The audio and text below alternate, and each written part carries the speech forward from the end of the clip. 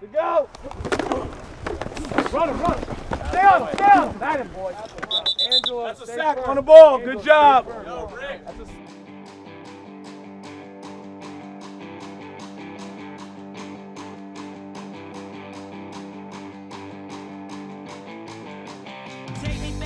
Take me back into another time when we were still in love, a different life. It's a different life. Okay, folks, welcome back to the Brothers Bliss podcast. My time to shine. Let's go. The podcast that is now receiving death threats from Netflix. Right. We're under siege. We did not subscribe for their Christmas Day games. Now we're receiving threats. Yeah. And just in case it's a legal problem, that was a joke. Correct. It was. We do not have a legal department, so I figured I should cover myself. Fair. We do not. Well, I'm not There's actually. Random dudes in the United States producing this crap. Yeah. Not actually being threatened by Netflix. No. Okay. So, everybody, this is going to be a fun little episode here that we are going to be doing.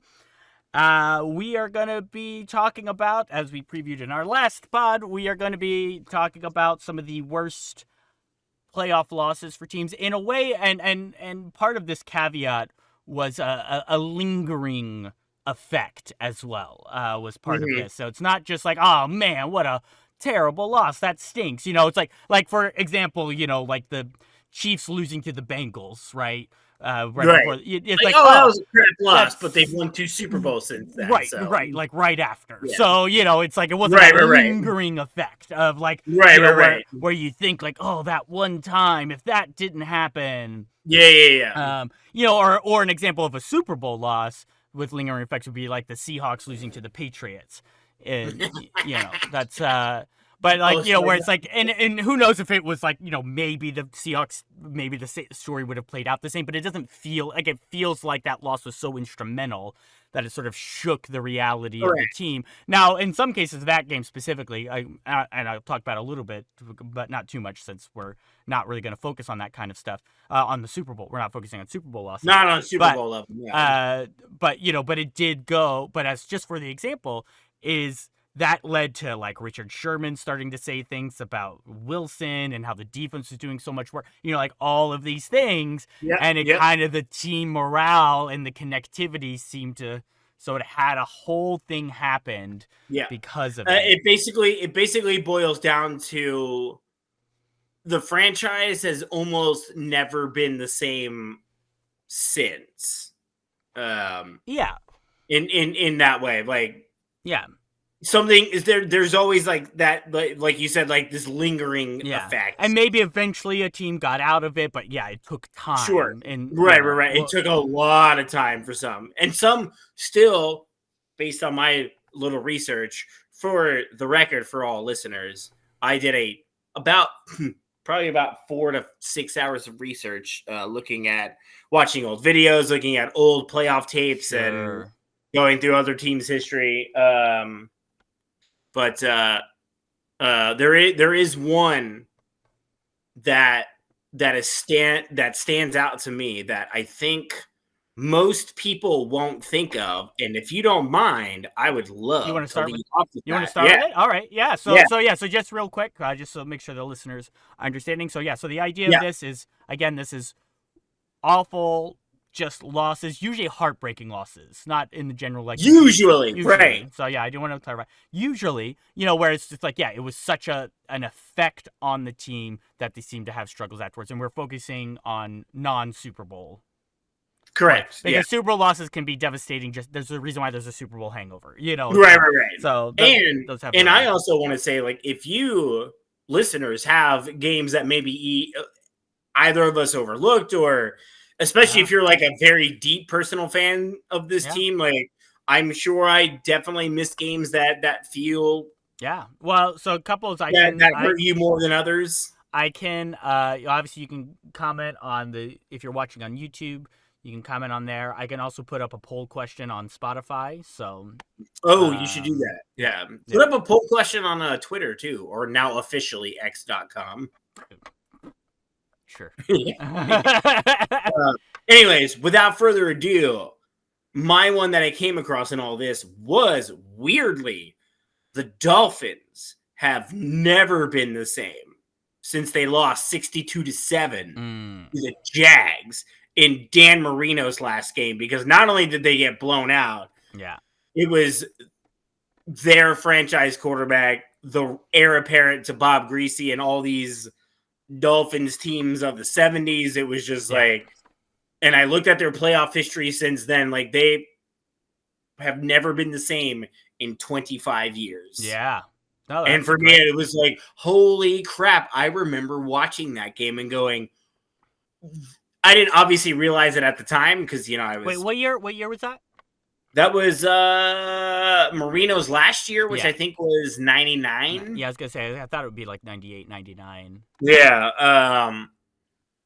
But that was 25 years ago. But I even remember watching that and going, these are the Dolphins and Dan Marino. Like, what is happening right now? Even though I was only 12. Like, that was a very monumental moment. It feels like the Dolphins have never recovered from that since then. Yeah, it's probably, I'm guessing, well, it says 2000, but I don't know if that... 99 season. Yeah, look up the 99 season. Yeah. Would be my guess, yeah. So, anyway, yeah, no, that's a great one where it's like, yeah, because a lot of times if you get blown out, it's like, yeah, you can just sort of write it off. You just go, oh, my God, we just didn't have it. Like, everything just went wrong, you know? But Right. There is, like, this, like, okay, Dan Marino, like... You know, can we find? And they won their wild card game. That was the crazy thing. Mm-hmm. They won their wild card game in semi-convincing fashion. So everybody was like, could they take down the Jags and Marino make one last run? And no. Yeah. Nope, not even close. Yeah. And just to feel like, man, we feel like, right, this was finally our chance, and then it's just not even close. Not there at all. Yeah. Yeah, that's a good one. That's a good way to kick it off. Dolphins have plenty to be sad about. So, yeah. 62 to 7. Were there? So I have 7, though. I have lots of notes. I feel like we should. Is there one that stands out in your mind? Yeah, I mean, I would say one of the ones that stands out in my mind is the Cowboys, the Dez Bryant reaching for the that one's pretty bad. Fumble, / fumble. I know Cowboys fans personally that are still pissed. That's what I mean. That's why it's like when you talk about lingering effects, it's like it sits there. Dez Bryant still can't stop talking about it. No, he cannot, and rightfully so. And like it's one of those things where it's like the Tuck rule, where Raiders fans. That is definitely on my list as well. Oh, yeah, that's devastating. Huge. Not to get too far ahead, but it's like the rule was interpreted correctly. The rule was just a shitty rule. Yeah. But it's like it has these lingering effects of like, if the rule weren't so bad, we would have beaten them, damn it. And who knows what would have happened. Yeah. And so like that game was, I mean, it's just like, it was such a great play for, it was like such a huge thing. Hold on a second. Let me, Well, and it's funny that you mentioned the Dez Bryant game, because on the heels of that, a couple years before was the Romo fumble game. Yeah. On the field goal or on the extra point or whatever the hell it was. That Cowboys fans were still trying to get over. And then it felt like, we're going to get over this hump. Yeah. With Dez Bryant and the now it's not a catch. And yeah. And it was 2014. Yeah, that's when that was. Yeah. Because the Romo botch snap wasn't long before that. Yeah. I mean, like, and just talking about, like, the momentum of that, I mean, like, ESPN has an entire article that's how that changed the NFL, that play. Yeah, like, it did. That's how lingering. Yeah, that's how much impact that play had. So, yeah, you as a franchise, like you said, right, it's like, this feels like, okay, we're finally getting there. Look at this amazing play. You know, like, yeah, we can finally, I mean, and it's like, and they still haven't been to even the conference championship since 95. Yeah, for the 95 season, 96 playoffs. Yeah. You know, I'm just like that. And that's crazy. You know, that's to not even get to the conference championships. I mean, I try not to make fun of how long it's been since they won a Super Bowl because the 49ers are 1 year behind that. Literally 1 year behind them. But, so we have lost 3 Super Bowls in brutal fashion. But the other thing is but they have the success in the playoffs of still at least going back and getting to championships and getting, you know. That's true. Versus we have that. Yeah. Well, I just mean, like, if you're trying to, like, say, oh, the Cowboys and the Niners are pretty much the same because, you know, neither one's won a Super Bowl. It's like, okay, yeah, but there's been actual hope of winning a Super Bowl. You can't even get to the conference championship game. Now, we have obviously, led 2 of those 3 Super Bowls. Damn it! Yeah, it does suck to lose those. I mean, that has its own pain, but it's still like we got there. We had the shot. Yeah, so that was definitely one that just sticks out to me. That Packers Cowboys 2014, just because that play was such a huge impact, and it just seems like the modern Cowboys have not been able to recover.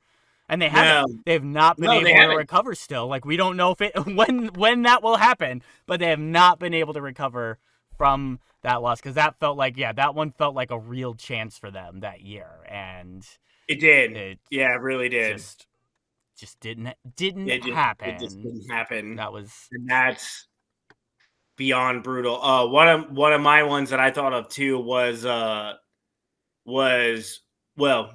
Vikings fans, cover your ears. But 1998, Gary Anderson misses that field goal. Because for me, that Vikings team beats the Broncos. Yeah. Like, and that for me, it's like, I know Minnesota has had a couple playoff successes since then. Like, the Minnesota Miracle happened. But overall, it's like, even if we get there, we're still going to fail. Yeah. Because of what we saw in 1998. Yeah. And it's not like they've gotten to a Super Bowl, you know. No, they have minus that game where they got, well, in theory, within a field goal. They haven't even been close. Yeah. So I think that one has definitely lingered as well. And it's like, it's one of those things where you mentioned where, like, now there's articles about it. It's like there are now, like, endless video footballs of most devastating missed field goals, and that Gary Anderson kick is number one every. Because I mean, what was that, like a 38-yarder or something? It wasn't even that far. Yeah, it was. Like, and he hadn't missed any under, in that like under 40 or something. Like, I can't remember how. He hadn't missed anything under 40 in over 2 years or something like that. Yeah. And then he misses that, so it's like, and then like it reached peak status, and I thought about this while I was researching it. When I thought about How I Met Your Mother, and Marshall's family coming from Minnesota was like, when he brought Robin to the Vikings bar, his first rule is, don't mention the 1998 championship game. Yeah. That for me, I went, that's it. Yeah. Like, that is the most brutal loss.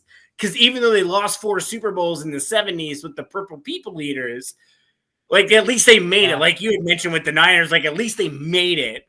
But that one, it was just like, we were the best team. Yeah.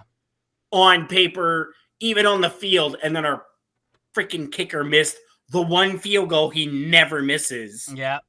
And they've never been the same. Yeah. It's so hard to overcome something like that. It is. I mean, it's just, it just feels like that's when you're like, what do we have to do? We did all of the things we had to do. All the things right, for God's sake. This is everything we did was the right call, you know. Well, I mean, and that kind of leads a little bit into, like, you know, some of the Saints ones, you know, So, anecdote from a Saints fan friend, and he's from, like, that area.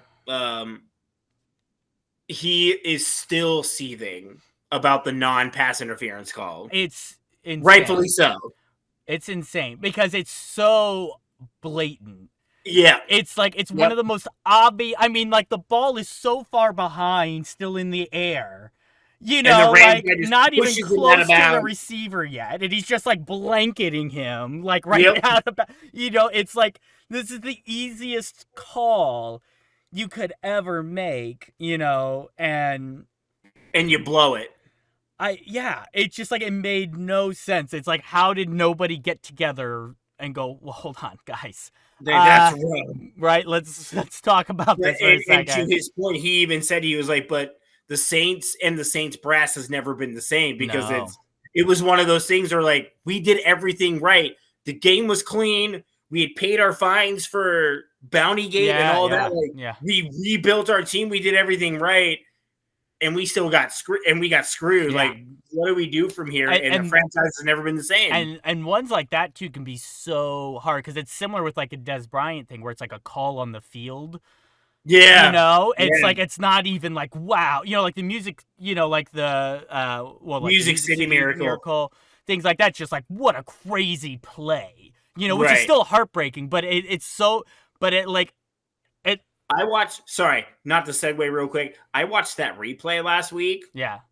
That was an illegal throw. Oh, well, there is that one. It's totally illegal. That does have that. That's true. That does have that. But what about, or think about like the, what was the Vikings one, right? Where it's like freaking Case Keenum, like. Oh, Stephon Diggs against the Saints. Yeah, against the Saints. You know, it's like that was just like a random play. Right, exactly. So it's devastating, but it's like, man, we messed up.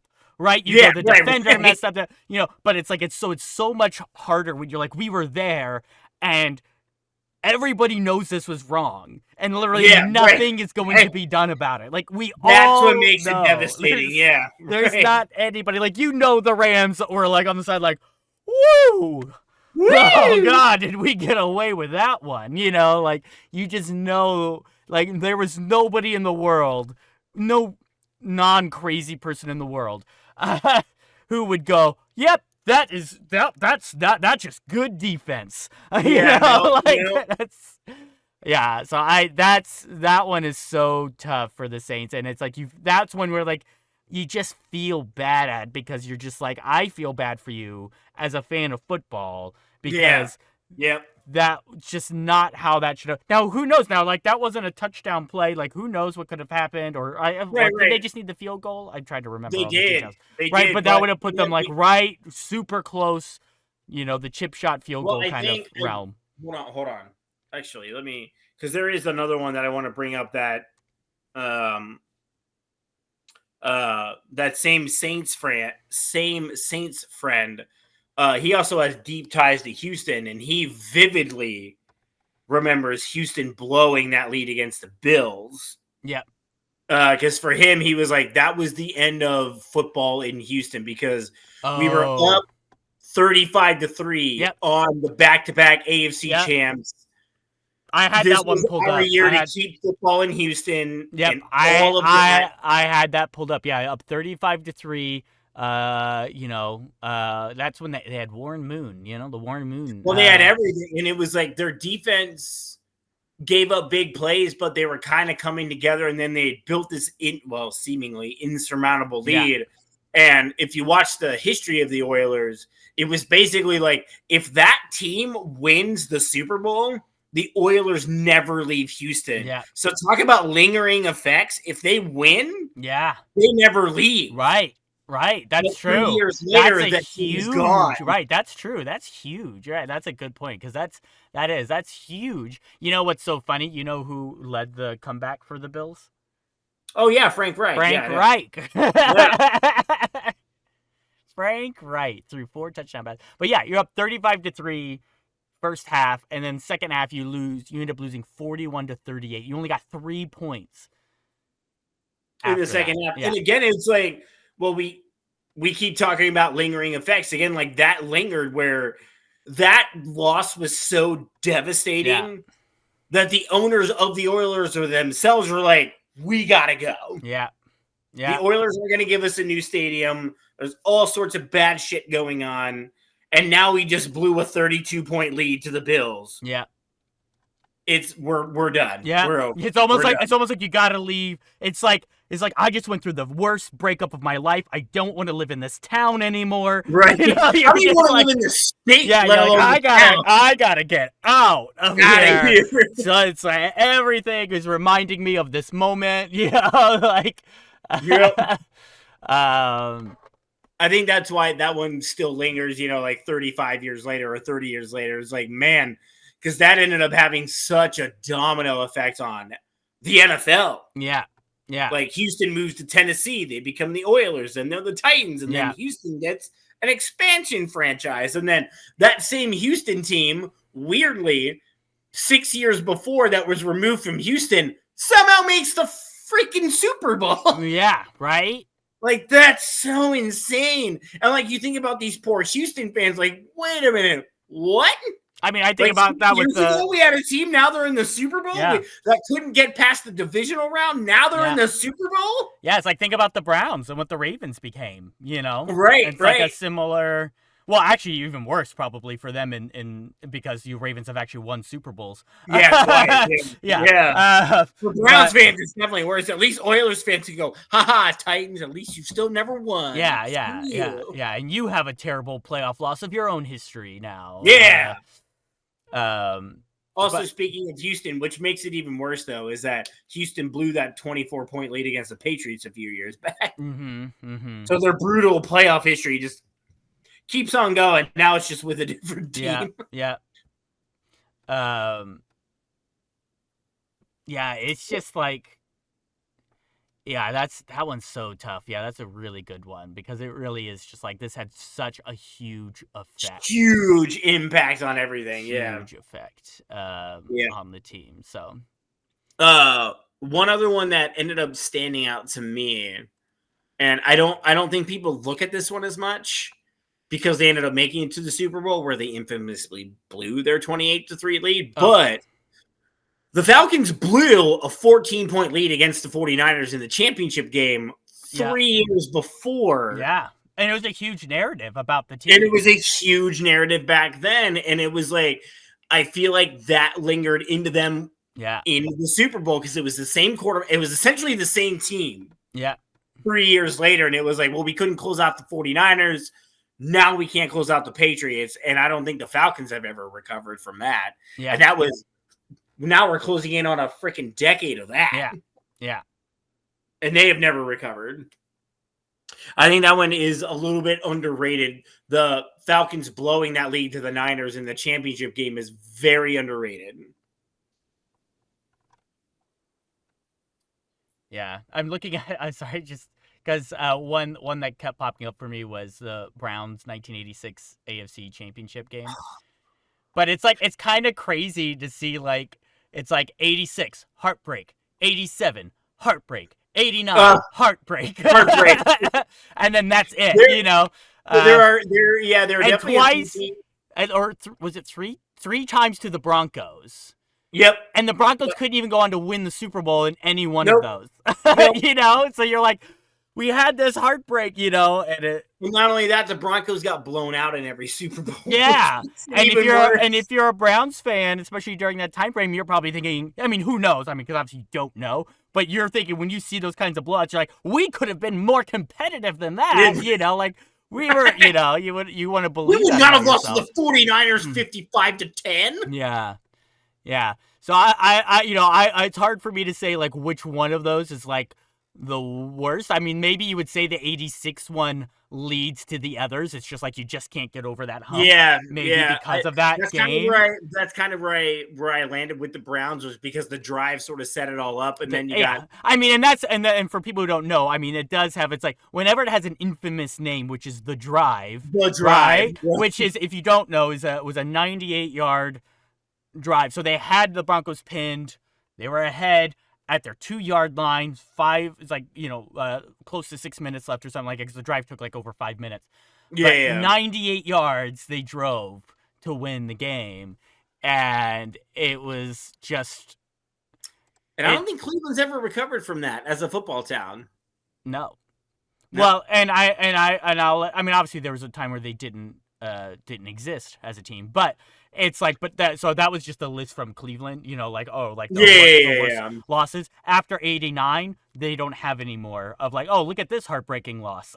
It was that stretch of time when 86 was really sort of the kicker kicker for that, you know. Was really the kickoff from like heartbreaking losses. Yeah. That sucks, yeah, because it's like you feel good. You're like 98 yards, like, you know, we got this, and then you think you got the rematch next year, and again you're doing well, you know. It's like, okay, we'll get the Broncos this time, you know. Right. I was like, oh, that didn't work. Well, 2 years later, well, don't worry, we're gonna get the Broncos again. This time we'll show them. And no, you know, like, you know, going back to the Saints, that's kind of what happened to them, because that was back-to-back years. The Minnesota Miracle happened, and then the crap call against the Rams. It was like, what do we do now? And you're like, okay, because you go, hey, at least the last one, all right, that was our fault. Our guy misplayed the whole thing, like it should not have happened. Our guy was kind of headhunting. He was dumb. Yeah. But this time we did it all the way we were supposed to. Right. You messed it up. You decided that what is a penalty everywhere is just for this time was not. And like, and the Saints have never been the same. Yeah, and it's hard. It's hard to get over those. It is. If people think like it's easy to get over that, like, oh, these guys play for, you know, millions of dollars and all that, it's easy to get over. No, it's not, because in the end, like, these are still very competitive people who want to win and also understand how freaking hard it is to even get to that championship game in the first place, let alone the Super Bowl and win it.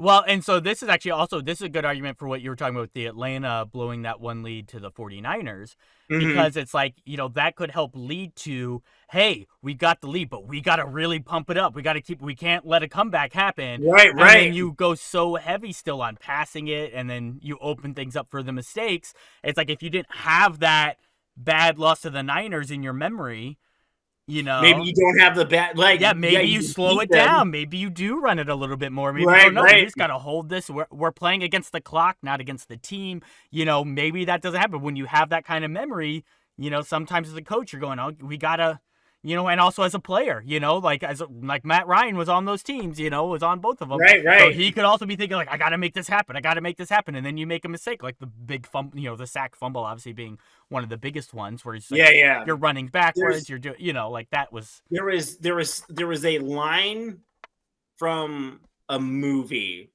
that I was reminded of when I was researching all this, from Rounders. And it was when Matt Damon was like, most guys cannot remember how they successfully built their bank. Oh, yeah. They remember with vivid details how they lost it all. Yeah. And that goes back to those memories of, like, Matt Ryan probably could not remember how the Falcons got there, but he damn well remembers how they lost it.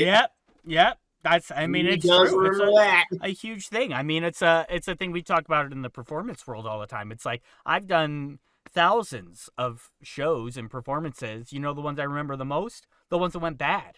The ones that were horrible. Like, that's what I remember, is what went horrible. And then sadly, sometimes it ends up defining some of these, in this case, teams or maybe players during that time frame. I mean, like Des Bryant, I mean, that's a huge definer of his career. Like, that's one of the first things he was never the same after that. And that's one of the first things you think about for him, and it's one of the first things you know, people think about for sort of the modern Cowboys, if they're not going back to the Troy Aikman era. Right. Is like that. Those Cowboys. Oh, right. The Des Bryant game. I remember that. Like, yep.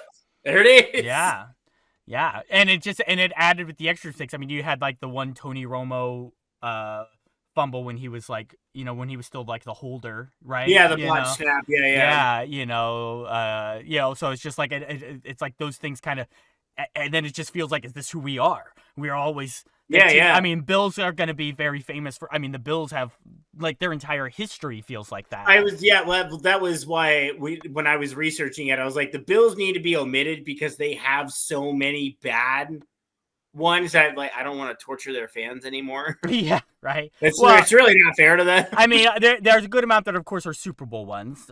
So those are already omitted, right? For that. Right. But then they have plenty that are non-Super Bowl. You got 13 Seconds and the Music City Miracle, and the Music City Miracle. Sorry, Bills fans. Now we're talking about it. Sorry. But you can't. You can't, because it's just like what it feels like. The 13-second feels like one of those. Is like they just can't get over it right now. No matter what. It just doesn't seem like they can, and who knows? I don't know what it's gonna take You know?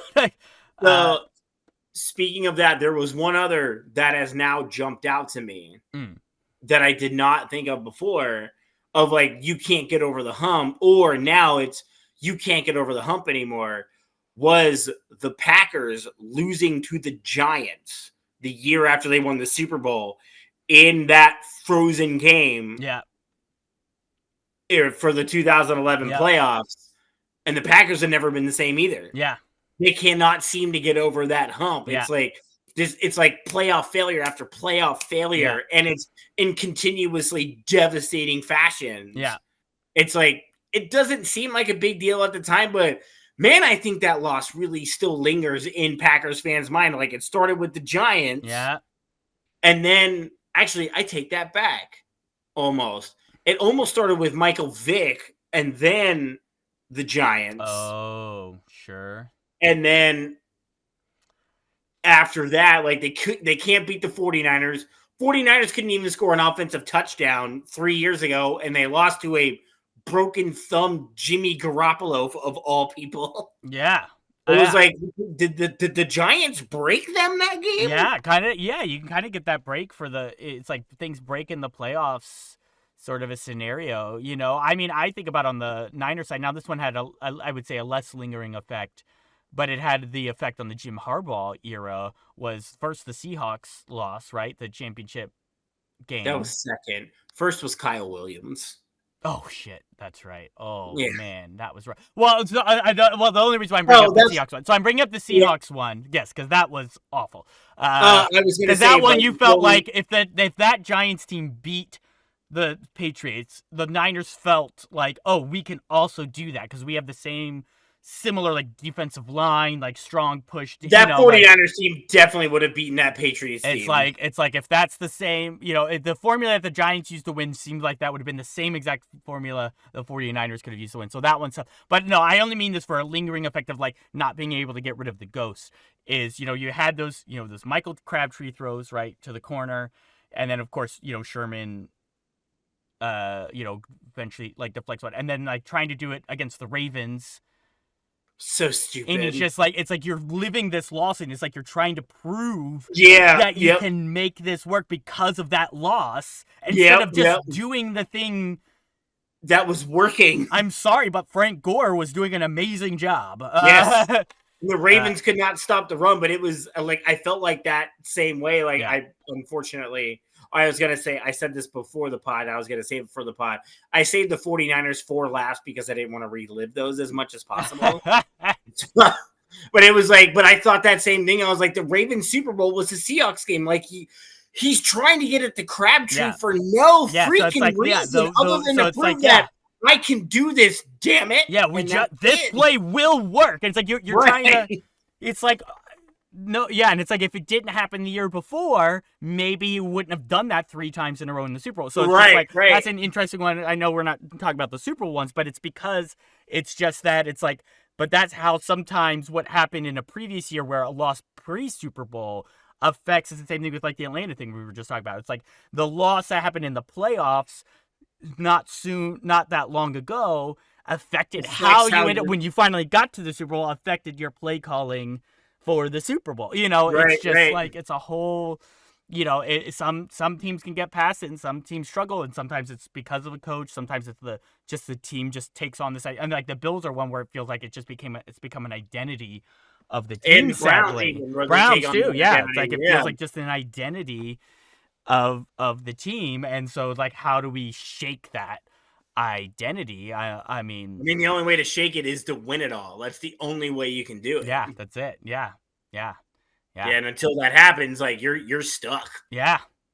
It's why it's like, you know, I went through other teams in devastating losses. Like, I went through, you know, I looked at the Buccaneers, and it was like, oh, you know, they lost basically a baseball game 11-7 to the Rams. Yeah. Oh, that's devastating. Yeah, but they've won 2 Super Bowls in the meantime. Yeah. So it's like, it's not lingering. It's not that devastating. Yeah. The Raiders one now is devastating to the Patriots because they made it to the Super Bowl, but then they got the crap blown out of them, and they have not even anywhere sniffed the AFC Championship game. And that was another year where it felt like, oh man, the Raiders, like, Rich Gannon's on fire. Right.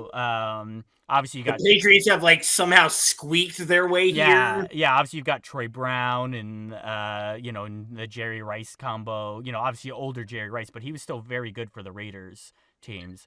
You mean Tim Brown, not Troy Brown. Tim Brown. Sorry, wrong Brown. Troy Brown was on that Patriots team. That's right. See, There's some Raiders fans like screaming. He doesn't even know. Yeah, why. right. Yeah. No, it was true. It was like it's something I've heard Raiders fans talk about. Like, in perfect conditions, the Raiders win that game. You're probably right. You're most likely right, but it didn't. And then a bad rule was interpreted correctly, and the Raiders got screwed. But because that was so devastating, the Raiders have never been the same. And what's interesting about these kinds of losses too, I think, is in there's certain things about them that can be more devastating than a Super Bowl loss. And one of those ways is there's the what if factor. Yeah. Because at least if you lose the Super Bowl, it's like, well, what if, it's like, well, we lost, there's no after, right? It's just like, this is the last game. But it's like when you have that loss in like in a divisional or championship game, and it's that devastating, and you could have won, and there's a lot of ways where you're like, we should have won, right? That's what most of these games are. We should have won this, right? And then in your brain goes, man, that team was so good. That team definitely would have won the Super Bowl. It's like you have all this what if that now can't play out. Because at least when it happens in the Super Bowl, as devastating as it is, at least there's no like, whoa, what? We could have won the Super Bowl. It's like, well, no, you couldn't have because that game was in the Super Bowl and you lost. Right. So it's like, what if is just like, if we would have just done something different, maybe we would have won, right? But it's like, when you lose in the divisional or these conference games, it's like, it's like, like with Bills or, some of these teams, you're just like that year or that Raiders game. It's like that year you feel like this was our year to win it. And it's like, and who knows how the game's going. Maybe the Raiders would have gone to the Super Bowl and maybe they would have been blown out then by the Rams, right? Yeah. It's possible, right? It's a very possible scenario there, but because it didn't happen, your brain constantly wonders, right? Like, because even like you mentioned, different with Super Bowls. It's like with Super Bowls, obviously there's what ifs too. It's like, what if this didn't? But it's happen minute. It's more like, if this play didn't happen, if this thing, right. Didn't it's happen. Like, for the Niners against the Chiefs in that first Super Bowl, like, what if Jimmy G hits Emmanuel Sanders? Right. Well, he didn't. He just overthrew him. It was just a bad pass. Yeah. And you can live with that because you're like, I saw it. Yeah, it sucks, and it's still devastating, right? It's still devastating as a fan. It's devastating, but it's just a bad pass. There's a grieving process that you can get through for that. Right. When there's a what if that's like just like you don't know how the next game or the next two games would have gone, but you feel like it would have been good. It's like your brain not being able to actually play out that scenario. Right. Because in your mind, that team would have won. It's just like, we would have won. We would have gone on. Because like your brain can't help but not imagine that happening now, from That's that how I feel about that 49ers Seahawks game where the Seahawks blew out the Broncos. I was like, we would have beaten the crap out of that stupid Broncos team. Too, right? Yeah. It's like we would have we would have beaten the crap out of that team. Yeah, we also. But we don't know now. It's always a what if because Jim Harbaugh kept trying to force it to Crabtree like he did a year later, like an idiot. Yeah, right. Yeah. So it's just those are all interesting. Do you have any other ones? There's one question that I want to bring up from a recent from last year's playoffs.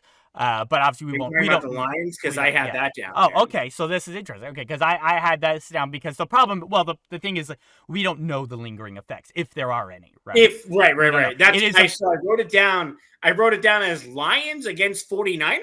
It is a devastating loss for sure. Yeah. Right. It's definitely up there. But if you're a Lions fan at the moment, you're going, well, I never expected us to get that far. Right. I was just so happy we put together some playoff wins, So, and you feel like, we can build on it. Now, if the Lions start crapping out. I was going to say, the only thing is like all of that positive, but then the way you lost. Yeah. You blew that lead. Are you ever going to get back there? Right, and now you start, and we'll see. Rebuilt. And we'll see, like, how does this affect Dan Campbell when we're talking about lingering effects? Yeah. What if now he plays it too safe? right? Or again, he goes too aggressive because he wants to prove that it my works. aggressiveness can work, and right? it will Work. work. Even when it's like you don't need to in this moment, in this situation, does not need to have it. So it's just like who knows? So we don't know if there are lingering effects, but if there are, and say like they did a bunch of other string of just like things just aren't working, that I think fans will start going back to the guy and be like, man, when we beat the Chiefs that year, so if we gone to the Super Bowl. We feel like we could have beat the Chiefs. We were up on the 49ers by like 20 points. Right. Like, and what happened? And so when you're talking about that what if is like we beat the Chiefs. Obviously, it was first week, but first still, week of the season, but still, when you're a fan, you feel pretty good. You go, well, we have beat them. We know we can beat them.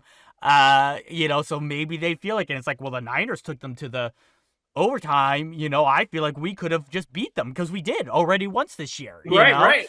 So and we beat the Niners down to the wire, and we were beating the crap out of the Niners, who were leading most of that game, which means we definitely could have beaten the Chiefs if we had gotten there. So like you said, you said it earlier, one of the best ways to get over that kind of thing is obviously to win, right? Right. We'll see. You're like, if the Lions somehow win a Super Bowl, within the next few years, then it won't matter, right? It's just going to be like, oh man, that loss sucked, but the fans, it won't linger in the same way. It'll just be like, man, yep, I really hated that, but you'll be so happy that you got a Super Bowl that you start forgetting about those moments. And that's really what it is. It's like those Super Bowls. It's like the reason why the Cowboys can't get over things right now, it feels like, it's because it's like, the last Super Bowl was 95 and we can't even get to the Super Bowl. Have a chance to win another one. We can't even get to this championship game to have a chance, 49ers, it's interesting because it's like, well, you've gone to 3 Super Bowls. So it's like, it seems like you at least have enough to get over those, to get over some of the other playoff losses that have happened. Right. Because they have they avenged the Packers and Cowboys all those 90s games they lost multiple times. Yeah. Which is always like, that was one of, our own personal demons in the late 90s, early 2000s. Like, we cannot beat the Packers or the Cowboys. Like, what the hell? Yeah. So it's just interesting how these, like, it's going to be, that's definitely one that's going to be interesting. But also, you could also wonder with the Ravens. Yeah. Because it's like, man, if they didn't, the biggest thing right now, and still gets talked about, is like, if Snead didn't punch out the ball, at the goal line. Zay Flowers scored. When you've got a moment, when you've got a play that sticks in your mind, right? For these games, that can sometimes make it linger more because you just go, that didn't happen, And again, that's another big what if, because the Ravens, like, we trounced the Niners, right? Like, so you feel like if we get to the Super Bowl, like, we could handle the Niners, no problem, right? Like, you're gonna feel that way. So, like, we'll see if that's another one. It's like, we'll see, does it have a lingering effect on Lamar, on Zay Flowers, on everybody? Who knows? Now, of course, John Harbaugh's a very good coach, so, like, they could move past it. They definitely could. Right. And they'll still be a very good, very formidable team. But what if it's like you? But you could see. So, but there's a scenario here. To me, there's a scenario here where they don't get over it, right? Yeah. And then this is like the last couple years of a John Harbaugh era, and then that fizzles out, and then maybe Lamar not necessarily struggles, but maybe getting new coaches. Maybe they keep switching around. They can't figure out what they are, and they just never get within earshot again of going to the Super Bowl, because it's just like it's like you're all reliving that game and then that play, especially because that punch out was huge, because like you were finally moving the ball, things were going great, and then of course they had the punch out, and then they had taken the lead. Exactly, that's the crazy part. And it's not like the Chiefs were scoring at will or something. So and then of course, but they had that, and they had that dumb unsportsmanlike penalty that Zay Flowers took too, which was of course earlier. Oh my god, which was completely just like the. The penalty was right. It was definitely. Oh yeah, absolutely. But it's just like I remember watching it in real time and going, Zay, I know. The same thing. I was like, what are you doing? Man? I don't even care about the Ravens, and I'm like, what are you doing?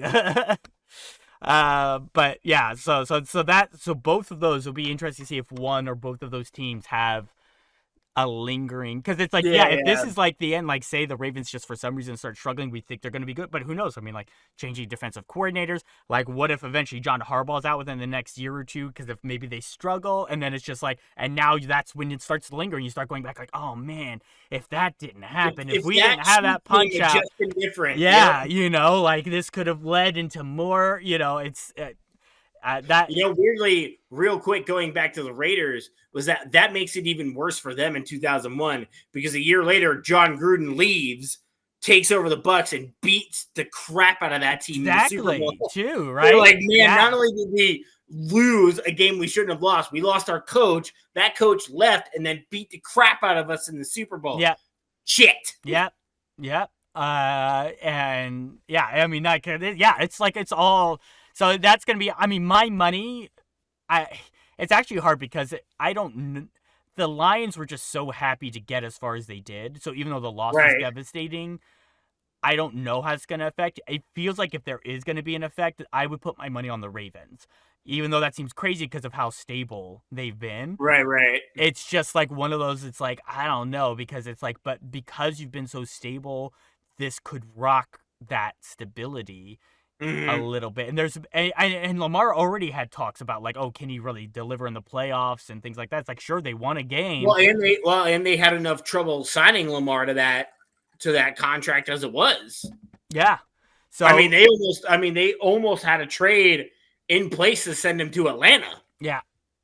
And now this happens. You're like, man, what kind of lingering effects does this playoff loss have? Yeah, so we'll see. If I was putting my money on one of them having more effects, because like I said, there were just too many still good vibes for the Lions versus the Ravens. The Ravens are the other way. It's like, God, it feels like everything's getting tighter for them. They're just like, oh God, what are we gonna do? Like, are we gonna go through? To your point with the Lions, like the Lions brass and Lions fans themselves felt like they had to go through the Eagles, Cowboys, 49ers, and even maybe Packers to even possibly get there. Yeah, and the fact that they even got that close, I feel like they'll be all right. Yeah, and them winning the division and winning 2 playoff games is already so big for the franchise that just haven't been able to do that in a long, long time, you know? So, like, that was already such good vibes for them and so huge. So even though the loss is devastating, it could have lingering effects. I definitely still think it could, but like I said, it's just me going, if I'm putting my money down, if somebody was like, pick one that you think will have lingering effects from I'd be okay with the Ravens. The Ravens would be the one. I'd be like, that's what I'm going to put my money on. Yeah. So I'd be okay with that. Yeah. Well, did you have any last? No, I think that was kind of it for good. Devastating. Yeah, I mean, there's more. There's obviously more, but there's obviously more. But it's just like we had mentioned, like some of these teams have won Super Bowls since a really devastating loss, so it doesn't matter as much. One that does fly under the radar, and I did make a note of this, was the Jets losing the AFC Championship game. I meant it. With Vinny Testaverde. Yeah, that one was like, that team definitely would have beaten the Falcons had the Broncos not beat them. Yeah. Because that Jets team was better than the Falcons. And I think, if my memory serves correctly from my research, the Jets outplayed the Broncos, but the Jets just made too many mistakes in the end. Yeah. And they lost. But that for me was like, and the Jets have never really been the same since then. Like they were really close. Yeah. And I looked back on it and went, that Jets team would have beaten that. Well, and that's like another one when you're talking about lingering effects. It's like when you go completely different coach to a completely different team. It's like the Mark completely different era. Yeah, the Mark Sanchez years. It's like it's still kind of when you're a fan, you have a longer memory, and it's like you just go, oh, here it is again, there it is again. Because at first it was like the first time you lose, it's like okay, for the Jets, in the championship game, it's like that's fine. Like we weren't expected to get here. This was great. Next year, our year, and then it happens again. And then you're like, oh, this is just like the Vinny Testaverde thing. Like, we should be better. We should be able to get in. Not that Mark Sanchez, was necessarily great. But Well, I'm looking it up now. The Jets went up 10-0 in the third, and then gave up 23 straight points. Yeah. Like, that's where you're like, we were outplaying them. Yeah. More than halfway through the game, and then we just fell apart. Yeah, 3/4 of the game. Yeah. I knew that game stood out to me for a reason, but that was why. It was like, I looked that up and was like, that's pretty shitty. Like, your offense wasn't great, but your defense was lights out, and then in the last quarter, 1 1/4 just fell apart. Yeah. Well, that's pretty good though. I think we did a good job. I think so. Yeah. So that. And if anybody has any other opinions of like what you think, the loss turns down, because I have friends from all over the place. Yeah, especially if you're within the fan base, like because it's much more. It's because it's just like I don't live in what city, like I don't know what's lingering. It's like I talked to a Pittsburgh fan who's a little bit older than I am, who still is pissed that the Steelers lost the 2001 AFC Championship game to the Patriots. Oh, yeah. Like, he's still pissed about that, of like, we could have beaten that stupid Rams team. Yeah. Our defense was good enough to beat them. Yeah. So he's still pissed about that. So, but for me, that wasn't like the most devastating because, well, like we said, we've won a few Super Bowls since then. Like, it doesn't really matter that much. Like, you get over it faster, unless if it's like such a long period of time, then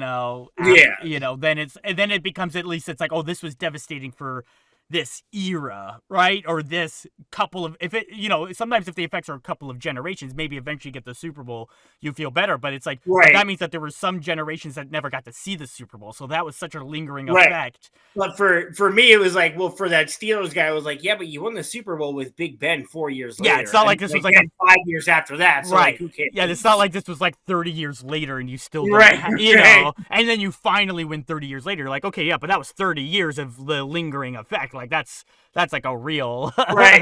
Like you had 4 years and you were back on top. So who cares? Yeah. But if you've got ones where you're like, oh man, in our city we still talk about this. Like, we would love to. Yeah. Love to hear we're the not things. From those cities. We're not that connected with those fans. So for sure. We'd love to hear about the things that you talk about in the bar to make yourself sad with other people. Or that, yeah. Oh wait, one last one I want to mention with Bears fans. The double doink against the Eagles, but a friend of mine who is a big Bears fan mentioned the 2011 championship game when everything was set up. Bears were at home. Jay Cutler was set to start. Yeah. He gets hurt on the first play of the game, and it's never the same. Yeah. And the Bears have never been the same since then. And that is like, for him personally, 13 years later is still lingering of like, if Jay Cutler is healthy against the Packers at home, who knows what would have happened? It's that what if then, and then that's where that would have considered. Like, if Jay Cutler is healthy, who was balling out that season, if he's healthy against our mortal enemy, who knows what happens? Yeah, and then so now that's going to be interesting for the Bears now that they've got Caleb Williams, and it's like, if they can get something going, great. But like, what if it's just a continual amount of playoff losses? And the Packers seem rebuilt again on the fly somehow. Yeah, that'll be really interesting. But those two, and another one for him was the 2001 divisional round against the Eagles when the Bears came out of nowhere to win the number 1 seed. But sure. But that one for me was like, he even admitted, like, personally it means a lot to him, but he was like, it wasn't that devastating because we got our butts kicked. Yeah, so. It's so much different. And mine, it's like when you said like that Miami one was an interesting one to use, just because it's like it was the end of your Hall of Fame all-time quarterback. Right. So it's like the lingering effects are so much different because at the very least you don't want that guy going out like that. It's like so the lingering effects are so different in that realm versus like you had this random team in 2001 who came out of nowhere and then lost like pretty big time, and you're like, oh, maybe they weren't that good. Pretty easy to move on. Right. Yeah, maybe we outplayed our, you know, Right. Like, we yeah, overachieved. maybe we overachieved. Yeah. Yeah. But the 2011 one, he admitted again, like that's the one Bears fans are still pissed about. Yeah, that makes sense. All right, folks. Yeah, thanks for listening. We'll be coming probably more content similar to this during the summertime while we're kind of filling some space and some fun. I already have an idea, which I want to shout out to our listeners right now. Give us some underrated wide receivers in your life. Oh, underrated wide receivers. That's pretty good. Yeah. That's pretty good. Yeah, that could be. I already started doing some research on that after I finished my non-Superbowl devastating losses. Yeah. That's an interesting thought. Process. Yeah, 'cause it's like, and sometimes he's like somebody who you love on your team, but you're like, this person never got recognized for being as good as he they was were. like really solid, but like never, they were never like perennial Pro Bowlers or All Pros, but they were actually like sneakily really solid. Yeah. So we'll see what kind of other stuff we got coming down the pipe, and thanks for listening in, folks, and we will catch you on the flip side, Right. Hey. And go Florida Panthers tonight. Screw Boston. Yeah. Well, now they know when we recorded this episode.